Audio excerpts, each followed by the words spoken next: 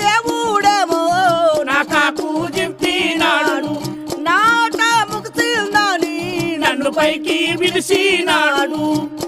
నువ్వు కాశీకి పోయినా గాని నా కొడుకా